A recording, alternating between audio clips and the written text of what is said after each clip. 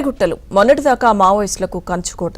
కేంద్ర బలగాలు పోలీసుల కూంబింగ్తో ఉద్రిక్తతల మధ్య తుపాకుల మోత, మందుపాతర్ల పేలుళ్లతో దద్దరిల్లిన ప్రాంతం. దీన్ని పక్కన పెట్టి చూస్తే మాత్రం దట్టమైన పచ్చని అడవులు, ఎత్తైన గుట్టలు, సహజ సిద్ధమైన జలపాతాలతో ప్రకృతి రమణీయతకు ఆలవాలం ఈ ప్రాంతం.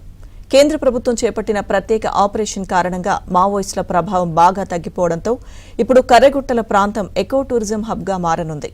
ఈ మేరకు కర్రెగుట్టల అభివృద్ధిపై సీఎం రేవంత్ రెడ్డి ప్రభుత్వం ప్రత్యేక దృష్టి పెట్టింది. ములుగు జిల్లా వెంకటాపురం మండలంలోని కర్రెగుట్టల ప్రాంతాన్ని పర్యాటక కేంద్రంగా అభివృద్ధి చేసేందుకు ప్రణాళికలు సిద్ధం చేస్తోంది. రోడ్లను అభివృద్ధి చేసి ఎకో టూరిజం సౌకర్యాలు సమకూర్చి స్థానిక గిరిజనులకు ఉపాధి అవకాశాలు కల్పించే దిశగా కసరత్తు చేస్తోంది. భద్రత, అభివృద్ధి, పర్యావరణ పరిరక్షణ అనే 3 అంశాలను దృష్టిలో పెట్టుకుని సమగ్ర చర్యలు చేపట్టేందుకు పూనుకుంది. తెలంగాణ, ఛత్తీస్గఢ్ మధ్య సుదీర్ఘ అటవీ సరిహద్దు ఉంది. ఇది భౌగోళికంగా క్లిష్టమైంది, భద్రతా పరంగా సున్నితమైంది కూడా. ఈ నేపథ్యంలో రాష్ట్ర ప్రభుత్వం పోలీస్, అటవీ, రెవెన్యూ శాఖలను సమన్వయం చేస్తూ అటవీ ప్రాంతాల్లో అక్రమ కార్యకలాపాలు, మావోయిస్టుల నియంత్రణపై కట్టుదిట్టమైన చర్యలు తీసుకుంటోంది.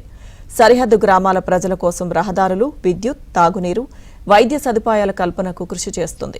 పర్యావరణ పరిరక్షణలో భాగంగా అడవులు, వన్యప్రాణుల సంరక్షణపై ప్రత్యేక దృష్టి పెట్టింది. ఇప్పటికే వాజేడు మండలం ముర్మూరు నుంచి వెంకటాపూర్ మండలం పామునూరు వరకు గుట్టలపై 13 కిలోమీటర్ల మేర మట్టి రోడ్డు నిర్మించారు.